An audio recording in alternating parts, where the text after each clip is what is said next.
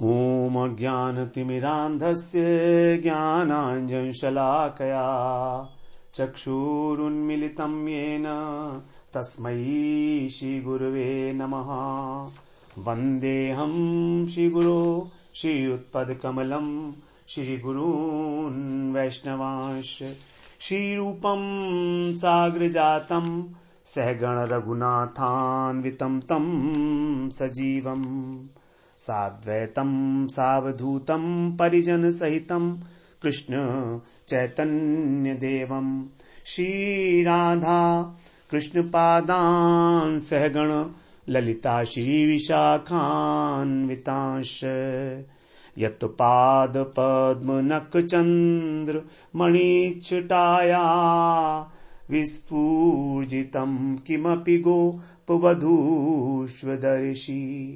पूर्णानुराग रस सागर सारमूर्ति साराधिका मयि कदापि कृपां करोतु। हरे कृष्णा। सर्वप्रथम मैं अपने गुरुपाद पद्म ओम विष्णुपाद अष्टोत्तर शत श्री श्रीमद् भक्ति वेदांत माधव गोस्वामी महाराज के चरण कमलों में अनंत कोटि दंडवत प्रणाम ज्ञापन करता हूं। हम लोग श्रीमद् श्री प्रेम भक्ति चंद्रिका में नरोत्तम दास ठाकुर के द्वारा रचित छठा प्रकरण रागानुगा भक्ति रीति, किस प्रकार से रागानुगा भक्ति करनी है, तो उसके विषय में हम लोगों ने 49 और 50 इन दो त्रिपदियों में श्रवण किया कि राधा रानी की सखियां कितने प्रकार की हैं। तो परम प्रेष्ठ सखी जो है राधा रानी की 8 हैं, ललिता, विशाखा, चित्रा इत्यादि। ये 8 सखियों के अनुगत्य में ही हमको भजन करना है। अब जो नर्म सखी हैं अर्थात जो मंजरी हैं, वो उनका क्या स्वरूप है, उनका क्या नाम है, वो सब आगे हम 51 और 52 इन 3 त्रिपदियों के माध्यम से श्रवण करेंगे। तो यहां पर अब बता रहे हैं 51वीं त्रिपदी में सम स्नेहा विषम स्नेहा ना करियो दुई लेहा कही मात्र अधिक स्नेहागण निरंतर थाके संगे कृष्ण कथा लीला रंगे नर्म सखी एई सब जन। जो 5 प्रकार की सखियां हम लोगों ने श्रवण की, सखी, परम सखी, उसके बाद फिर प्राण सखी, नित्य सखी, प्रिय सखी और परम प्रेष्ठ सखी। उसमें से जो परम प्रेष्ठ सखी हैं उसके विषय में हम लोग श्रवण कराए हैं। अब यहां पर जो नर्म सखी हैं अर्थात जो नित्य सखी और प्राण सखी हैं उसके विषय में बताया जाएगा। तो यहां कह रहे हैं ठाकुर महाशय कि जो गौड़ीय वैष्णव हैं उनके लिए सम स्नेहा और विषम स्नेहा, ये 2 प्रकार के भेद, इनका निरूपण नहीं करेंगे। सम स्नेह का मतलब है जो राधा और कृष्ण दोनों के प्रति ही बराबर प्रेम करने वाली है। यहां पर जो राधा और कृष्ण दोनों से बराबर प्रेम करती हैं, सम स्नेहा, जिसके हम लोग श्रवण कराए परम प्रेष्ठ सखी, पहले हो चुका उसका वर्णन। और विषम स्नेहा अर्थात जो राधा रानी से और अधिक और कृष्ण से अधिक करते हैं, इस प्रकार का भेद। तो फिर यहां पर किसका वर्णन करेंगे? यहां पर जो विषम स्नेहा का अर्थ कृष्ण स्नेहाधिका से ही है, क्योंकि विषम स्नेहा 2 प्रकार की हैं, हम लोगों ने श्रवण किया। एक स्नेह कृष्ण स्नेहाधिका और राधा स्नेहाधिका। तो राधा स्नेहाधिका को यहां पर कहा गया है कि वही उसका ही हम वर्णन करेंगे। तो राधा स्नेहाधिका का एक और नाम दे दिया इन्होंने, एक और कैटेगरी बना दी और उसको बोल दिया अधिक स्नेहाधिका, अधिक स्नेहा। तो विषम स्नेह का अर्थ है यहां पर जो कृष्ण से स्नेह करती हैं अधिक। तो ना तो यहां पर अब सम स्नेह का वर्णन होगा, न कृष्ण स्नेहाधिका का होगा। केवल यहां पर जो है उनका वर्णन होगा जो कहीं मात्र अधिक स्नेहागण, जो अधिक स्नेहा है, अर्थात राधा जी से जिनका अधिक स्नेह है उसी का वर्णन करेंगे अब आगे। और ये जो सखियां हैं निरंतर था के संगे, कृष्ण और राधा इन दोनों के साथ रहती हैं हमेशा। कृष्ण कथा लीला रंगे, और कृष्ण कथा में जो है उसके अंदर ही आनंद मग्न रहती हैं, निरंतर कृष्ण कथा का पान करने वाली हैं। इस प्रकार से नर्म सखी यही सब जन, इनको यहां पर एक विशेष नाम दिया गया, नर्म सखी। तो किसी किसी संस्करण में ऐसा बताते हैं कि त्रिपदी नहीं है, लेकिन साधकों के लिए अत्यंत इंपॉर्टेंट है, इसलिए इसको ग्रहण भी किया गया है।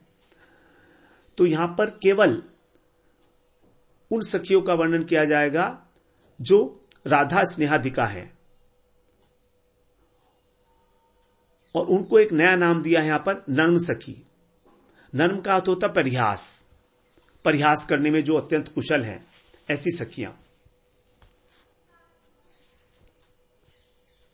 तो इसके अंदर से ना करियो दो लेहा, लेहा का मतलब होता है स्नेह, प्रेम। इन दो प्रकार के सखियों में हमें प्रेम नहीं करना है, ये विशेष रूप से कह रहे हैं। जो सम स्नेहा है और जो कृष्ण स्नेहाधिका है, उनसे हमें प्रेम नहीं करना है। सम स्नेह से और कृष्ण वो स्नेहाधिका से, कृष्ण स्नेहाधिका से। तो हमें फिर विशेष प्रीति किसकी करनी है, ये बता रहे हैं आगे। हमें उनकी विशेष प्रीति करनी है जो नर्म सखी हैं। तो मंजरी भाव के जो साधक हैं, वो, इसका अर्थ यह नहीं है कि हम उदासीन होंगे उनके प्रति, बल्कि इसका अर्थ यह है कि जो राधा रानी के जितनी भी सखियां हैं, सबके प्रति यथा योग्य श्रद्धा प्रीति रखेंगे, लेकिन जो विशेष प्रीति होगी, जो अनुगत्य होगा, वो हमको करना है केवल नर्म सखियों का, जो राधा स्नेहाधिका हैं, मंजरियां हैं। तो यहां पर भक्ति रसामृत सिंधु में बताया गया है, संचारी स्यात् समो नावो संचारी स्यात् समो नावा कृष्ण रत्या सुहृद रति अधिका पुष्यमाणा चेत भावोल्लासैर्यते। कि राधा जी की सखियों में जिनकी राधा विषयक रति कृष्ण के समान है अथवा उससे कम है, राधा विषयक रति कृष्ण के समान है अथवा उससे कम है, वो रति कृष्ण रति के रूप में ही गिनी जाएगी, क्योंकि वो कृष्ण रति, कृष्ण प्रेम का ही जो पोषक है। लेकिन जिन सखियों में राधा जी के प्रति प्रीति अधिक है कृष्ण से, उनके अंदर निरंतर अभिनिवेश होने के कारण वही हमारे लिए सर्वश्रेष्ठ है, और उसे ही कहा गया है भावोल्लास रति। यही जो है अधिक स्नेहा, जो राधा स्नेहाधिका गोपियां हैं, उनका स्थायी भाव है। राधा जी के अंदर प्रीति, स्थायी भाव वो होता है जो साधक के लिए जो स्थायी रूप से उसमें विराजमान होता है, हमेशा रहने वाला। तो यहां पर राधा स्नेहाधिका जो है, उनके अंदर स्थायी भाव है राधा जी के प्रति प्रीति। तो ये जो मंजरी भाव है, यही है भावोल्लास रति, जिसके अंदर जो रति है वो उल्लासमयी रति है, नित्य वर्धमान, नित्य नवायमान, ऐसी रति। तो महाप्रभु के जो चरणाश्रित हैं, रूप सनातन इत्यादि षड गोस्वामी के जो अनुगत गौड़ीय वैष्णव हैं, वो इसी भावोल्लास रति के उपासक कहे गए हैं। इसीलिए ब्रज के अंदर जो राधा रानी हैं, उनकी जो मंजरियां हैं, उन्हीं के अनुगत्य में रागानुगा भजन किया जाता है। तो यहां पर जो है सम स्नेहा और कृष्ण स्नेहाधिका के भजन के विषय में केवल इतना ही कह दिया गया कि बस उनका सम्मान करेंगे, उनका विशेष रूप से उनसे प्रीति नहीं करेंगे, विशेष रूप से, क्योंकि जहां पर हमारी प्रीति होती है उसी प्रकार के भाव हम लोग ग्रहण करने लगते हैं। तो बड़ा विशेष रूप से यहां पर जो है ध्यान रखना होता है।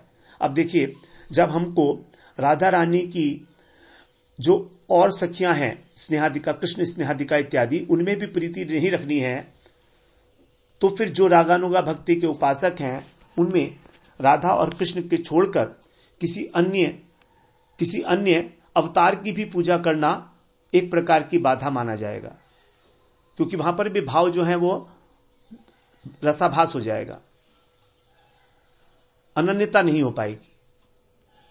तो यहां पर अनन्यता के लिए ही इतना नैरो डाउन कर रहे हैं हमारा एक प्रीति का सब्जेक्ट, क्योंकि जब हमारा जो क्षेत्र है जब संकुचित हो जाता है तभी उसके अंदर भाव उत्पन्न होता है। जैसे सूर्य की किरणें यदि हम एक कॉन्वेक्स लेंस के थ्रू एक एकत्रीकरण कर देंगे तभी वो जलाने के योग्य होती है, कागज के ऊपर रख के वो जलने लगता है। तो जब कन्वर्जेंस हो जाती है थॉट्स की, विचारों की, भावों की, तभी भावों की उत्पत्ति होती है। यदि हमने अनेक प्रकार के देवी देवताओं के प्रति, अवतारों के प्रति भी अपने भाव को लगाए रखा तो फिर स्थायी रूप से कोई भाव हमारे हृदय के अंदर स्थान नहीं पा पाएगा। इस बात को समझ सकते हैं इस प्रकार से। तो केवल मंजरियां उनके अनुगत्य के बिना और किसी भी प्रकार हमारा जो भजन आगे नहीं बढ़ सकता। ललिता जी का भी हम डायरेक्ट अनुगत्य नहीं कर सकते क्योंकि उनमें सखित्व भाव है, और राधा रानी की इच्छा से कभी कभी वो नायिका भी हो जाती हैं। इसीलिए क्योंकि उनका साम्य भाव है तो उनको भी लज्जा संकोच होने के कारण वो युगल सरकार की निभृत निकुंज में प्रवेश नहीं करती। लेकिन जो मंजरियां हैं, जो हमेशा सेवा रस से और सेवा रस के लिए तत्पर हैं, वो भावोल्लास रति से युक्त हैं। वो युगल सरकार की सभी परिचर्या करने के अंदर उनका आवेश है, और भाव तादात्म्य के कारण राधा रानी इनको अपने से अभिन्न मानती हैं। इसलिए इनमें कभी भी नायिकत्व नहीं आता। युगल सरकार तो इनको अपनी क्रीड़ा की आवेश मूर्ति मानते हैं, इसलिए इनको किसी भी प्रकार की लज्जा और संकोच जो है नहीं होता युगल सरकार को इनके समक्ष। तो यही जो है एकमात्र मंजरियां युगल की निरंतर संगनी है, निरंतर संगनी है यही मंजरियां ही। क्षण भर के लिए भी राधा रानी जो है इनका विच्छेद नहीं सहन कर पाती हैं। मंजरी हमेशा अहर्निश उनके पाद पद्म में उनकी सेवा के लिए उपस्थित रहती है। और अधिक क्या कहें, लता ग्रह के अंदर भी जब स्वामिनी अपने कांत के साथ होती है तब भी उस अवस्था में भी ये पाद पद्म की सेवा के अंदर नियुक्त रहती है। सेवा को छोड़कर भूत भविष्य वर्तमान कभी भी किसी प्रकार की अन्य स्पृहा इसमें नहीं है।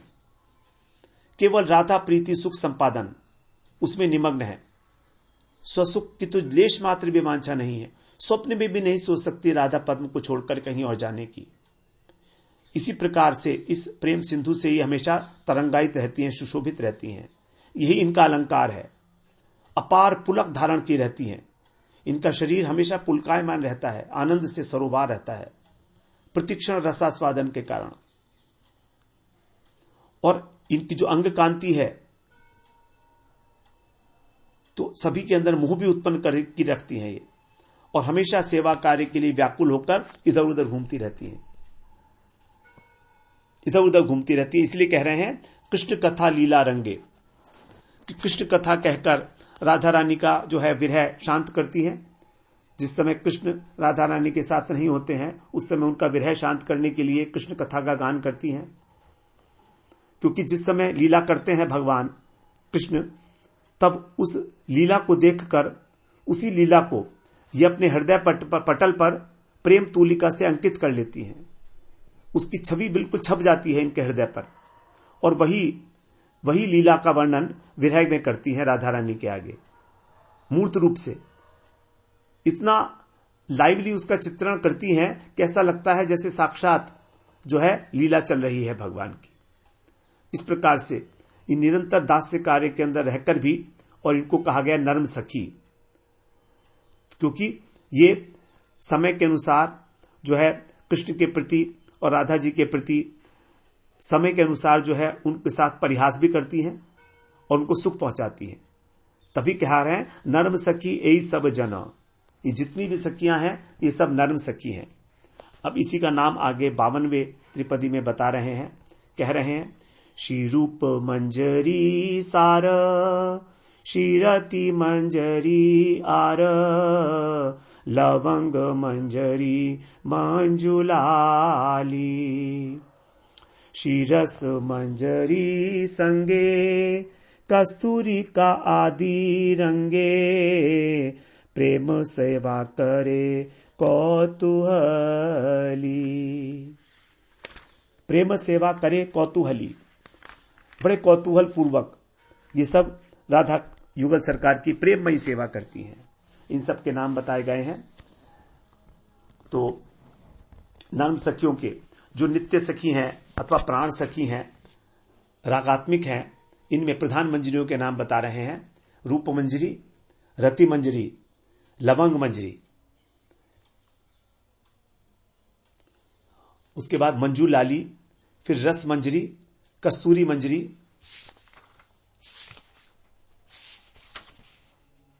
फिर आदि में आ जाता है गुण मंजरी और विलास मंजरी, ये आदि हैं। तो ये जो हैं, इन सभी मंजरियों की जो सबसे श्रेष्ठ हैं, अध्यक्ष हैं, वो है रूप मंजरी। इन्हीं के अनुगत्य में सभी मंजरियां राधा माधव की सेवा में संलग्न होती हैं। तो इस प्रकार से तो ये जो रूप मंजरी हैं, यही रूप गोस्वामी पाद के रूप में आई हैं। रूप गोस्वामी पाद जो हैं वही रूप मंजरी हैं, और सनातन गोस्वामी पाद ये लवंग मंजरी हैं, और जो षड गोस्वामी हैं वो सब मंजरी हैं, मंजरी स्वरूपा हैं। जो रघुनाथ दास गोस्वामी हैं वो रति मंजरी हैं, जो जीव गोस्वामी है विलास मंजरी हैं, उसके बाद जो रघुनाथ भट्ट गोस्वामी हैं वो रस मंजरी हैं, और गोपाल भट्ट गोस्वामी गुण मंजरी हैं। कृष्णदास कविराज जो हैं वो कस्तूरी मंजरी हैं, और जो मंजूलाली जो नरोत्तम दास ठाकुर के जो गुरु हैं लोकनाथ गोस्वामी, यही जो हैं मंजूलाली के रूप में है। तो नरोत्तम दास ठाकुर जो यहां पर ग्रंथ के रचयिता हैं, उन्हीं के गुरु हैं लोकनाथ गोस्वामी। तो इस प्रकार से इन सब के विषय में यहां पर बताया गया है। तो यहां पर जो रूप मंजरी हैं, यही जो है सबसे श्रेष्ठ हैं, और सब इन्हीं के अनुगत्य में सब सारे के सारे युगल की सरकार की सेवा की जाती है। और ये रूप मंजरी भी जो है ललिता जी के अनुगत्य में है। ऐसा नहीं है कि रूप मंजरी स्वतंत्र है, ये भी ललिता जी के अनुगत्य में है रूप मंजरी। तो यहां पर जो नर्म मंजरी के नाम से यहां पर मंजरी स्वरूप को ही बताया गया है। तो इस प्रकार से सेवा कार्य यही दिलाती है सब प्रकार से, अर्थात सेवा युगल की सेवा दिलाने का जो अधिकार है वो रूप मंजरी को ही है। इसलिए आगे बताया जाएगा कि साधने भाविबो जहा सिद्ध देवे देह पाबो तहा। जो साधन के बाद सिद्ध देह की प्राप्ति है, वो उसमें जो सेवा का अधिकार है वो रूप मंजरी के द्वारा ही मिलता है, इन्हीं के अनुगत्य में। तो सबके नाम का यहां पर उल्लेख किया गया है, और आदि शब्द से गुण मंजरी और विलास मंजरी को ग्रहण किया गया है।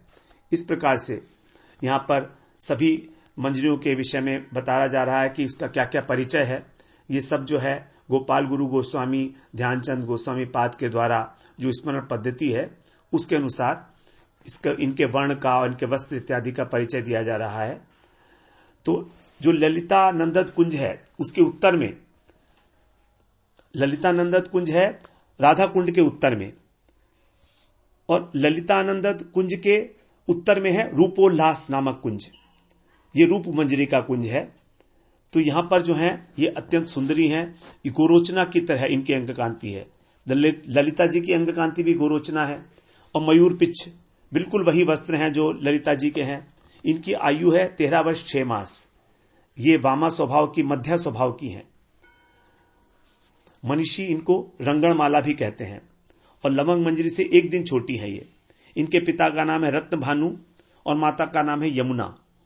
पति का नाम है दुर्मेध, और इनकी सास भी है जटिला ही है, इनकी सास भी।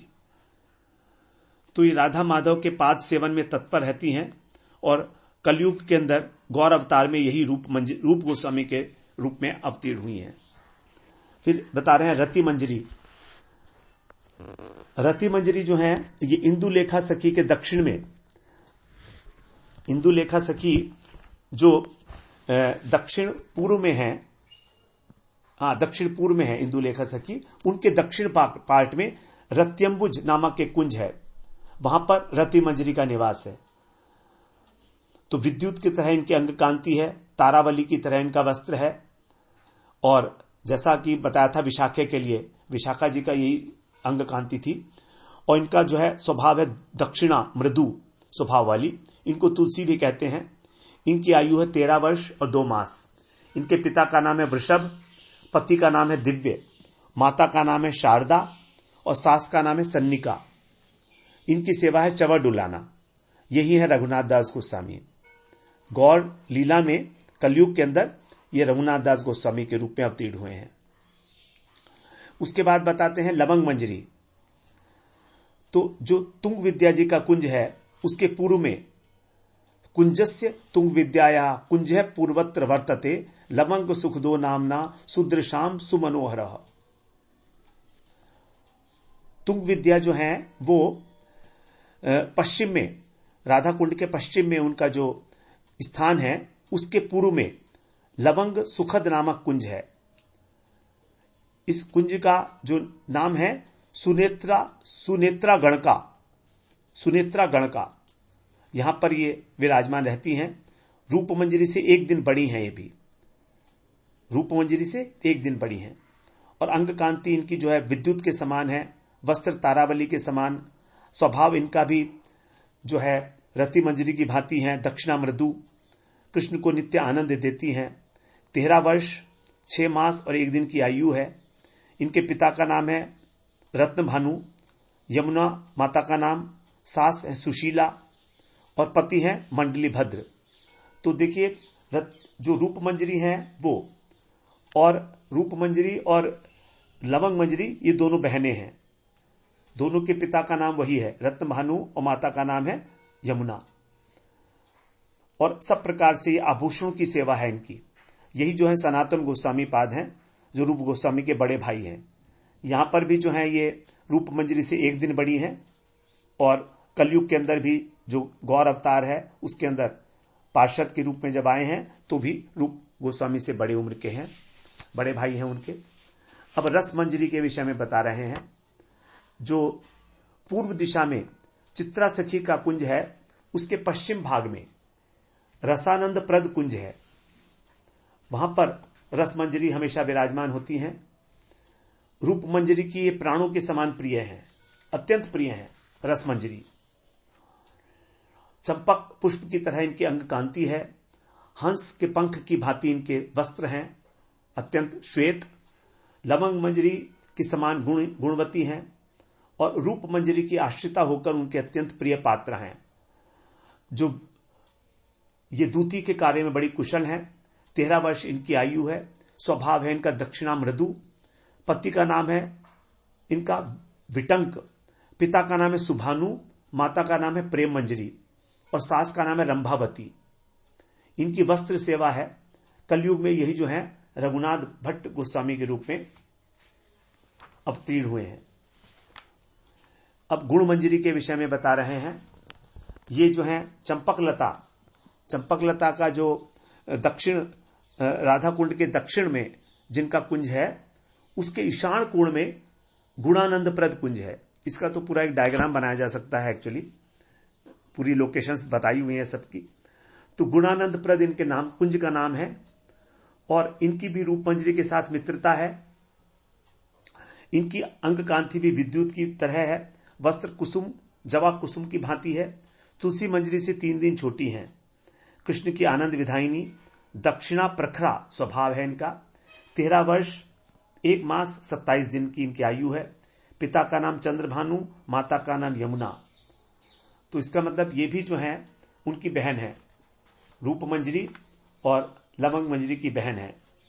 क्योंकि पिता का नाम नहीं, गलत, पिता का नाम रत्नभानु था उनका, ये अलग है। इनके पति का नाम है गोभट्ट और सास का नाम है तारावली। इनका कार्य है शैया रचना करना। तो गौर अवतार में ये गोपाल भट्ट गोस्वामी के रूप में अवतीर्ण हुए हैं। विलास मंजरी के विषय में बता रहे हैं। अब ये है विशाखा के कुंज के, जो विशाखा का कुंज कहां है, ईशान कोण में। तो ईशान कोण में जो विशाखा जी का कुंज है उसके अग्निकोण में विलासानंद कुंज है।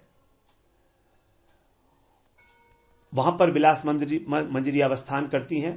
रूप मंजरी के साथ इनका भी सख्य भाव है और इनकी जो अंग छटा है वो केतकी के समान है, स्वर्ण केतकी वृक्ष एक पुष्प का नाम है।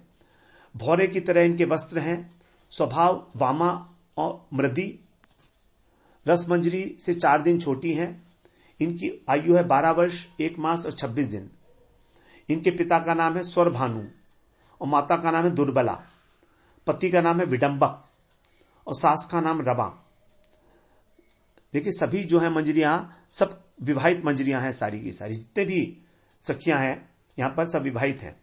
इनकी सेवा है जल दान करना और यही जो है गौर अवतार में जीव गोस्वामी बनकर आए हैं, जिन्होंने अनेक ग्रंथ किए हैं। आचार्य हैं ये वैष्णव जगत के आचार्य जीव गोस्वामी को माना जाता था। इन्होंने अनेक ग्रंथों का प्रणयन किया है। अब बताते हैं मंजूलाली मंजरी। ये मंजूलाली मंजरी जो है नरोत्तम दास ठाकुर के गुरु हैं, जिनका ये ग्रंथ हम पढ़ रहे हैं। तो विशाखा के कुंज के उत्तर में विशाखा का कुंज है ईशान कोण में, राधा कुंड के ईशान कोण में। उसके उत्तर में लीलानंद प्रद कुंज है। इनका भी जो है रूप मंजरी के साथ सख्य भाव है और इनकी अंग कांति है स्वर्ण की भांति। टेसु के पुष्प की तरह इनके वस्त्र हैं। इनका दूसरा नाम है लीला मंजरी। तो मंजूलाली अथवा लीला मंजरी वाम मध्या स्वभावा हैं और राधा रानी की ये मन से जानकर सेवा करती हैं। इनकी सेवा है वस्त्र सेवा। 13 वर्ष 6 मास और 7 दिन इनकी आयु है। गौर अवतार में यही जो है लोकनाथ गोस्वामी के रूप में आए हैं। अब बता रहे हैं कस्तूरी मंजरी। कस्तूरियानंद दाम नामना सुदेव्या कुंज कोत्तरे। कह रहे हैं सुदेवी सखी, जो सुदेवी सखी का जो कुंज है वो है उत्तर पश्चिम की ओर, उत्तर पश्चिम में। तो वहां पर जो उसके उत्तर में कस्तूरिया आनंद कुंज है। कस्तूरी मंजरी जो है स्वर्ण की भांति इनकी अंग कांति है और कांच की भांति इनका वस्त्र है। श्रेष्ठ मणियों से हमेशा विभूषित हैं। इनकी सेवा है चंदन। इनकी आयु है 13 वर्ष। स्वभाव है वाम मृद्वी। कलयुग के अंदर ये कृष्णदास कविराज, जिन्होंने श्री चैतन्य चरितामृत का प्रणयन किया राधा कुंड पर बैठकर, वहां पर ही इनका जो है किस स्थान पर इन्होंने चैतन्य चरितामृत लिखा है वो सब स्थान है राधा कुंड के ऊपर। तो ठाकुर महाशय कह रहे हैं कि ये सब जो मंजरियां बताई गई 1 2 3 4 5 6 7 8 मंजरियां हैं, 8 ही सखी बताई थी।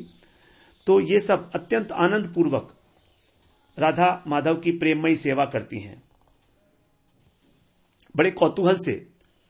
तो कौतूहल सेवा का मतलब क्या है?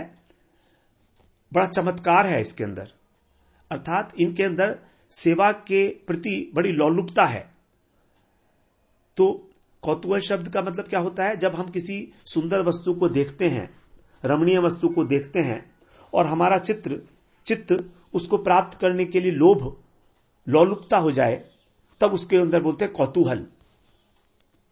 इस प्रकार से तो यहां पर जो भी सेवा की जा रही है इनके द्वारा अत्यंत कौतूहल पूर्वक, उत्कंठा से भरकर यहां पर जो सेवा की जा रही है वो कोई साधारण सेवा नहीं है कि सेवा की और छोड़ दिया, फिर रूटीन सेवा नहीं है कोई भी। बड़े विशेष रूप से उत्कंठा से भरकर सेवा की जा रही है। तो इस प्रकार से जब हम इन किंकरियों के द्वारा जो सेवा की जाएगी उसकी पद्धति को जानकर श्रवण कीर्तन से उस भाव को प्राप्त करने के लिए यदि हमारे हृदय के अंदर लोभ जागृत होता है, वही रागानुगा भक्ति का प्रवर्तक है, वही हमको रागानु भक्ति के अंदर प्रवर्त करता है। जिससे कि इसका हम लोग बार बार इसीलिए श्रवण कर रहे हैं कि हमारे हृदय में भी कहीं उस सेवा परिपाटी के प्रति लोभ की उत्पत्ति हो जाए, तभी तो हमको अनुगत्य स्वीकार करेंगे।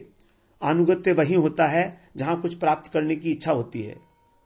यदि हमें कुछ प्राप्ति नहीं करना है तो फिर हम अनुगत्य क्यों करेंगे? ऐसे ठीक है।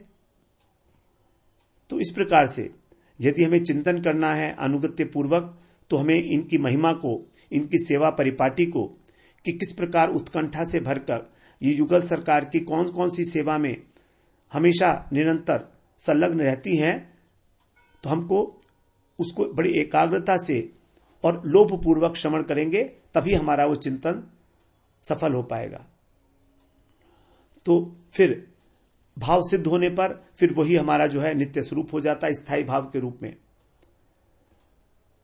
तो यहां पर जो कौतुकी शब्द है उसका अर्थ बताया गया विनोद, उत्सुकता, विस्मय, उत्सव, चमत्कारिता, अनेक प्रकार से इस कौतूहल शब्द का प्रयोग किया गया है। बड़ा इंपॉर्टेंट शब्द है कौतूहल, क्योंकि हमारा अभिनिवेश मन का कौतूहल में होता है। वहीं हमारा मन जग जाता है जहां हमें लगता है बड़ी विशेष बात हो रही है, जो साधारण सी बात है उसको हम इग्नोर कर देते हैं। तो हमारा चिंतन वही होता है जहां हमारे मन का निवेश है, आवेश है। उस आवेश के कारण ही इनकी जो परम कौतुकमयी सेवा है उसके प्रति हमें अत्यंत लोभयुक्त होकर उसका श्रवण, कीर्तन और स्मरण करना चाहिए। तभी हमको उस प्रकार का चिंतन और उस प्रकार का स्मरण करने में सुविधा होगी। और फिर धीरे धीरे यही जो स्मरण चिंतन स्थायी भाव को प्राप्त होके सिद्ध अवस्था को प्राप्त करा देता है, साक्षात सेवा को प्राप्त करा देता है भगवान की। तो इस प्रकार से यहां पर कौतूहल शब्द के विषय में बताया गया। अब अगले त्रिपदी जो 53वीं त्रिपदी है उसमें कह रहे हैं, ए सब अनुगाहैया प्रेम सेवा निबो चाया, इंगिते बुझिबो सब काज, रूप गुणे डगमगी, सदा होब अनुरागी, बसती करीबो सखी माज। अब यहां पर इस त्रिपदी में जो कह रहे हैं कि नित्य सिद्धा जो मंजरियां हैं, इनके अनुगत्य में प्रेम सेवा की और उसकी योग्यता प्राप्त करने के लिए अभिलाषा व्यक्त कर रहे हैं। कह रहे हैं कि मैं इनका अनुगमन करती हुई श्री राधा कृष्ण की सेवा की इनसे प्रार्थना करूंगी। ये सब अनुगाहैया, इनका अनुगत्य करते हुए प्रेम सेवा निबो चाहिया, राधा कृष्ण की उस प्रेममय सेवा के लिए जो है प्रार्थना करूंगी। और रूपे गुणे डगमगी, सदा हबो अनुरागी, हमेशा अनुरागी रहकर जैसा जैसा मुझको उनका आदेश होगा उसके हिसाब से, थोड़े से संकेत से मैं सारे कार्य करूंगी। और युगल किशोर का जो रूप है, उनका जो गुण है, उसके अंदर विभोर होकर, डगमगी माने विभोर होकर, सदा हबो अनुरागी, नित्य उनकी अनुरागनी बनकर, और वसती करीबो सखी मांझ, हमेशा सखियों के बीच में ही रहूंगी। तो जहां पर रहा जाएगा वहीं पर उन्हीं का गुण ही जो है हमारे हृदय के अंदर जो है उत्स्फुरित होता है। तो संग जो है सखियों का ही करूंगी अब मैं, इस प्रकार से। और रूप गुण डगमगी, राधा और कृष्ण के रूप के अंदर ही डूबी रहूंगी, विभोर होकर अत्यंत अनुराग पूर्वक उनकी सेवा करूंगी। इंगिते बुझिबो सब काज, संकेत मात्र से ही काम कर दूंगी।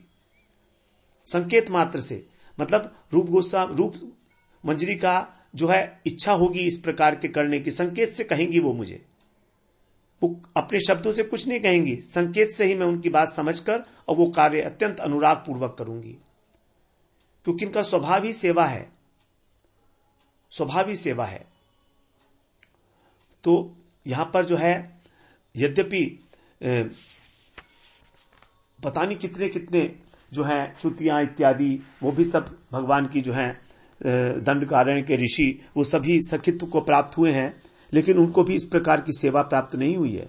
सखी भाव तो प्राप्त हुआ, रास में तो उनका प्रवेश हो गया कहीं ना कहीं, किसी न किसी अवस्था में, चाहे नवीनावस्था में हो चाहे प्राचीनावस्था में हो, लेकिन जो प्रेम सेवा है वो केवल रूप मंजरी इत्यादि का अनुगत्य होकर ही प्राप्त हो सकती है।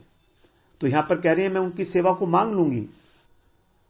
तो सेवा नहीं कहा, यहां पर प्रेम सेवा कहा है। विशेष उद्देश्य से, क्योंकि प्रेम ही सेवा का जो है प्राण है। यदि प्रेम नहीं है तो सेवा क्या।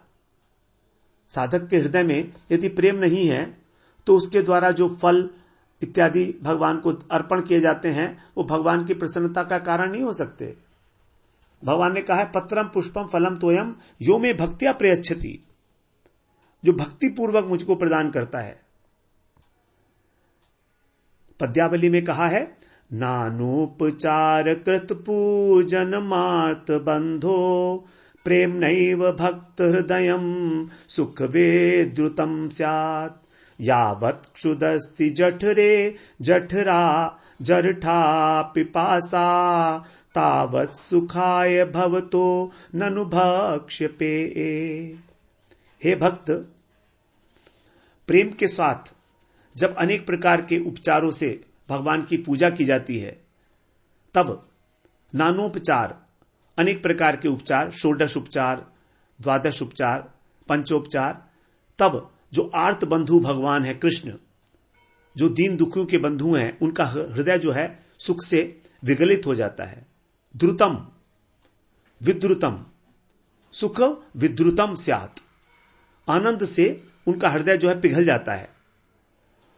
जैसे जब तक हमारे पेट में, उदर में क्षुधा पिपाशा रहती है तभी तक हमको अन्न जल का सुख मिलता है, अन्यथा नहीं मिलता। तो भक्त का जो प्रेम है वही भगवान के हृदय में भक्त की उस सेवा को ग्रहण करने के लिए प्रबल आकांक्षा जगाता है। भगवान जब प्रेम के भूखे होते हैं तभी स्वीकार करते हैं, अन्यथा तो भगवान आत्माराम है, आप्तकाम है। उनको इस जगत की किसी भी वस्तु की आवश्यकता नहीं, लेश मात्र भी, क्योंकि वो सर्व कारण है, सर्वरूप है, सभी वस्तुओं के निमित्त कारण है, उपादान कारण है, उनसे पृथक कुछ है ही नहीं। लेकिन फिर भी वो भूखे होते हैं। तो भूखे होने का मतलब प्रेम के भूखे हैं, वो वस्तु के भूखे नहीं है। और किंकरियां जो हैं वो तो साक्षात सेवा रस की मूर्ति है, प्रेम सेवा की मूर्ति है। उनका प्रेम इतना विशुद्ध, इतना उच्च कोटि का है, मानो उनका प्रेम ही सेवा के रूप में परिणित हो गया है। प्रेम ही जो है मूर्तिमान होकर सेवा बन गया। प्रेम का लक्षण ही सेवा है एक्चुअली। यदि हम किसी से प्रेम करते हैं और सेवा नहीं करते हैं तो क्या प्रेम करते हैं, फिर तो प्रेम ही नहीं हुआ। जैसे कि अग्नि से जब लोहा तादात्म्य को प्राप्त कर लेता है तो वो स्वयं भी अग्नि की भांति जलाने लगता है। उसी प्रकार से जो किंकरियां हैं उनकी प्रेम और सेवा दोनों एकम एक हो गए हैं, दोनों एकम एक, अलग नहीं किया जा सकता। तभी कहा प्रेम सेवा, तादात्म्य हो गया है दोनों का। यही प्रेम सेवा जो नित्य सिद्धा किंकरियां हैं उनसे मांग कर लेनी होगी। अनुगत्य में जो रूप मंजरी हैं वही इस प्रेम सेवा का दान करेंगी। तो राधा माधव की जो प्रेम सेवा है उन लोगों की संपत्ति है, निजी संपत्ति है। और यदि वो करुणा करके उस किंकरी भाव को किसी भी साधक को दान करना चाहे तभी साधक उसको प्राप्त कर सकता है, अन्यथा नहीं। तो रूप मंजरी हमको क्यों देंगी? गुरु परंपरा के माध्यम से, क्योंकि रूप मंजरी के ही जो है अनुगत्य में हमारी पूरी गुरु परंपरा है। हमारी गुरु मंजरी ही हमको वो स्वरूप प्रदान करेंगी, वो प्रेम सेवा देंगी गुरु परंपरा के माध्यम से। अन्यथा उसको नहीं हम उसको नहीं प्राप्त कर सकते कभी भी अपने बल पर। तो प्रेम सेवा निबो चाहिए कि साधक की जो भजन निपुणता है, अर्थात किस प्रकार वो अपने गुरु का आश्रय लेकर और अत्यंत उत्कंठित होकर भजन करता है, तो उस प्रेमोत्कंठा के कारण गुण मंजरी जो गुरु मंजरी है उनका हृदय विगलित होता है, गुरु परंपरा का हृदय विगलित हो जाता है, और वही जो है रूप मंजरी फिर सेवा प्रदान कर देती है उस नए साधक के लिए, उत्कंठाशील साधक के लिए, जिसने किंकरी भाव से साधना करना आरंभ कर दिया है अपनी अंतश्चिंतित देह के द्वारा। तो इस प्रकार वो सेवा हमको नित्य सिद्धा गोपियां, नित्य सिद्धा किंकरी जो हैं जो हमारी गुरु मंजरी हैं उनसे मांग कर प्राप्त करनी होगी। और वे इतनी अपार करुणामयी है, इतनी अपार करुणामयी है कि केवल कातरता को देखकर जो भी योग्यता संपन्न नवदासी है, नई नई दासी है, उसको यथा योग्य सेवा दान करती हैं। तो ऐसा नहीं है कि वो दान नहीं करेंगी, योग्यता के अनुसार दान करेंगी। एक क्षण भी नहीं रुकेंगी गुरु मंजरी, एक क्षण भी नहीं रुकेंगी उस सेवा को प्रदान करने में। अगर योग्यता हमारी उस प्रकार की हो गई है तो असल बात है योग्यता की उपलब्धि करना। योग्यता है तो सब कुछ मिलता है, और योग्यता नहीं है तो मिल भी जाए तो भी उसका कोई फायदा नहीं होता है। मिल भी जाए तो उसका कोई फायदा नहीं, उसको उपयोग में नहीं ला सकते। योग्यता नहीं है, सेवा की वृत्ति ही नहीं है। तो प्रेम मिल भी जाएगा कृष्ण का तो क्या करेंगे हम? सेवा वृत्ति ही नहीं तो। जब प्रेम नहीं है तो सेवा क्या करेंगे? और प्रेम मिल भी जाए तो भी अगर वृत्ति नहीं है तो सेवा क्या होगी? इंगिते बुझिबो सब काज। देखिए किस प्रकार से कह रही हैं कि जो किंकरियां हैं वो राधा रानी की कृपा से उनकी दृष्टि, उनके वचन, उनके हाथ पैर की जो चेष्टाएं हैं, उन सब प्रकार के संकेतों को समझने में समर्थ हो जाती हैं। सब प्रकार केवल संकेत मात्र से प्राणेश्वरी श्री राधा रानी की जो किंकरियां हैं, प्रिय किंकरियां हैं, उनके बिना कहे ही केवल उनकी दृष्टि मात्र से ही सब समझ जाती हैं। इस प्रकार जो सखियां हैं, रूप वो सखियां और रूप मंजरी इत्यादि, उनके भी सब प्रकार के इंगित समझने में जो निपुण है, ऐसी मधुर रस की जो सेवा है।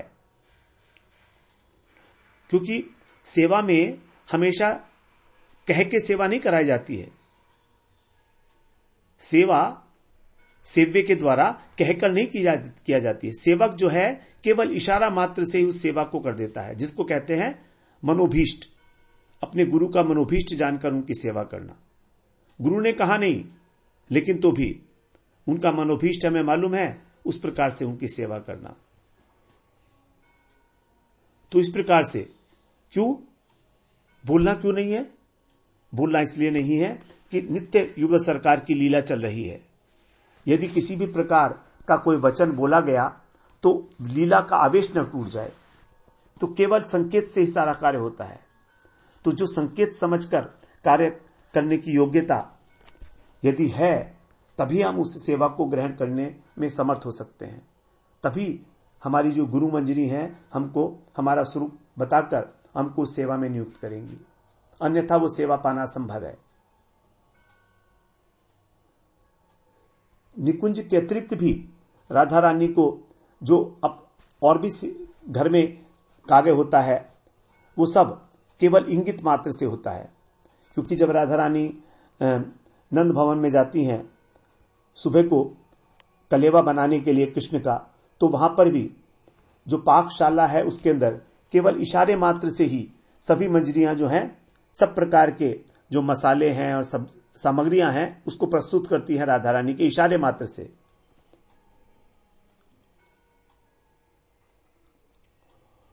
तो इस प्रकार से केवल इंगित मात्र से ही सारा कार्य जहां पर हो जाता है, क्योंकि वो सेवा परायणा है किंकरी, केवल संकेत समझती हैं। किंकरी को केवल आंख का संकेत काफी है और वो तत्क्षण उस सेवा को संपादित कर देती है, बिना एक क्षण खोए। किसी प्रकार का प्रमाद नहीं, किसी प्रकार का आलस्य नहीं।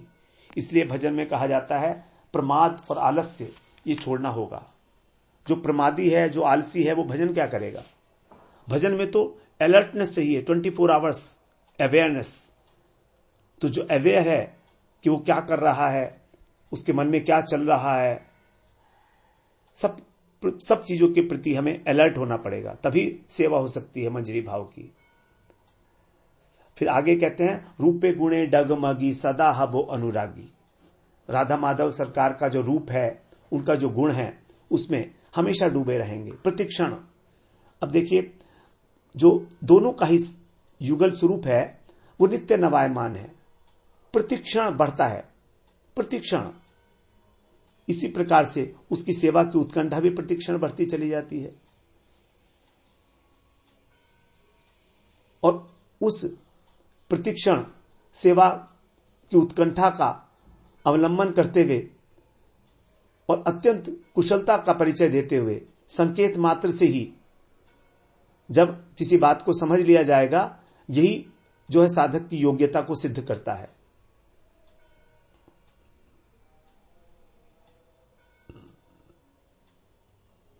इस प्रकार से किंकरी जो है सब प्रकार से उनकी गुणों में आसक्त है, निमज्जित है। मंजरी भाव के जो आत्मस्वरूप के ध्यान में उनकी जो बातें बताई गई हैं वो यही बताई गई हैं। कहती हैं कि श्री गुरु के जो कृपा मकरंद की निषिक्त देह है, कयूर किशोर वयस्क हैं, गोप वनिता हैं, नाना अलंकारों से विभूषित हैं। स्वरूप के विषय में बताया जा रहा है। साधक के 64 कलाओं में दीक्षित हैं, रक्त वर्ण सुंदर कटी वस्त्र है और उत्तरीय श्वेत वर्ण का शुक्ल उत्तरीय है। ऐसी जो किनारे वाली अरुण वर्ण की किनारे वाली और मोतियों की लड़ी से जो युक्त है, इस प्रकार की कंचुकी धारण किए हैं। ये सब राधा रानी की प्रसादी वस्तु हैं जो उन्होंने अपनी सेवा से प्रसन्न होकर दान की हैं। अंग जो है चंदन, अंग अगरू, कुंकुम इत्यादि से चर्चित है। अधरों पर मधुर हास्य है और युगल सेवा के सामग्री के निर्माण में अत्यंत कुशल है। निरंतर सेवा करने के लिए उत्सुक है। विनय आदि गुणों से युक्त है। विनय और नम्रता, और राधा जी की कृपा पात्रा है। निरंतर करुणा की आकांक्षा रखे हुए है। देखिए, युगल सरकार की राधा रानी की विशेष रूप से कृपा की आकांक्षा करना, यही सबसे बड़ा बल है। कृपा का बल कि ठकुरानी हम पर अवश्य अवश्य कृपा करेंगी, एक 100% विश्वास। ऐसा हो ही नहीं सकता कि वो मुझ पे कृपा ना करें। चाहे कोई कुछ भी कहे, वो तो मुझ पे कृपा करेंगी ही करेंगी। इस प्रकार का एक अटूट विश्वास राधा रानी की कृपा के ऊपर। और सब प्रकार की चेष्टाएं जो भी की जा रही हैं वो केवल राधा कृष्ण को आनंद देने के लिए है। लेश मात्र भी स्वसुख वांछा नहीं है। केवल गोविंद के प्रति ही जो अत्यंत निगूढ़ भाव से संपन्न है, जिनको देखकर गोविंद का जो मन है वो भी आनंद से विमोहित हो जाता है। ऐसा प्रेम सेवा ग्रहण करने की निरंतर वासना जब जाग जाती है तो किंकरियों के हृदय में उसी प्रकार कि जब वासना जागती है युगल सरकार की, तो और कृष्ण के प्रति निगूढ़ भाव का अर्थ क्या है? उसका मतलब यह है कि यद्यपि कृष्ण के साथ वो कभी भी उनके हृदय में मिलन की आकांक्षा स्वप्न में भी नहीं जागती है, मगर फिर भी जो अतिशय रूपवती है, जो यूथेश्वरी बनने के योग्य किंकरी है, उसके सेवा विग्रह को देखकर कृष्ण जो हैं उनका मन भी विमोहित हो जाता है। यह है उस निगूढ़ भाव का अर्थ। तो जिनको देखकर कृष्ण का मन भी मोहित हो जाता है, जिनकी सेवा को देखकर, सेवा भाव को देखकर, उनके श्री विग्रह को देखकर, अतिशय रूप को देखकर, कि ये भाव जो है सखियों की अपेक्षा भी अत्यंत विलक्षण है, इसलिए निगूढ़ भाव है। लेकिन तो भी उस किंकरी के हृदय में कृष्ण के प्रति लेश मात्र भी कांत भाव नहीं आता। वो स्वयं को नित्य राधा किंकरी के अभिमान के द्वारा ही वो अपने को उससे सजाए रखती है, उसी से अपने को भूषित करती है। केवल राधा दास्य, राधा अभिमान, राधा सेविका अभिमान से ही अपने को जो है सजाए हुए रखती है। ऐसी किंकरी जो रस कलाओं की चर्चा जानती है और महाकांतिपूर्ण कलेवर है, संगीत रस की ज्ञाता है, भावोल्लास रति से परिपूर्ण है, यह है जो इस भक्ति का, रागानुगा भक्ति का आश्रय लेने वाला गौड़ीय साधक है, उसका इस रूप में चिंतन अपने को करेगा। तो इस चिंतन के लिए विशेष रूप से बताया गया है कि कैसे अपने को एक संपूर्ण रूप और गुण युक्त गोप किशोरी के रूप में निरंतर इस अभिमान का पोषण करते हुए कि वो राधा रानी की नित्य दासी है, केवल अपने प्राणों को छोड़ने के लिए तत्पर है राधा जी के लिए, ऐसी प्रेमपूर्ण चित्त से सखियों के बीच अपनी अवस्थिति का चिंतन करना। सखियों के बीच, क्योंकि जहां पर जो एक ही स्वभाव वाली सखियां हैं, जो राधा सेवा परायणा है, उनके बीच में इस प्रकार के चिंतन करने से हमारा जो चिंतन है वो और भी प्रबल हो जाता है। इस प्रकार से स्वरूप चिंतन के विषय में बताया गया इस रागानुगा भक्ति के परिपाटी के अंदर। बड़ी विशेष बात है और बहुत कृपा का ये फल है। कोई साधारण बात नहीं है जिसको हम कोई साधारण हंसी मजाक समझ लें, क्योंकि जो किंकरी का पद है ये तो बहुत बहुत ब्रह्मा और शिव के पद से भी बहुत ऊंची अवस्था है। ब्रह्मा और शिव भी इस पद के लिए हमेशा लालायित रहते हैं। उस बात के लिए जो लोभ जागृत हो जाना, ये केवल गौड़ीय वैष्णव की संपदा है, उन्हीं का इसके अंदर प्रवेश है, योग्यता है।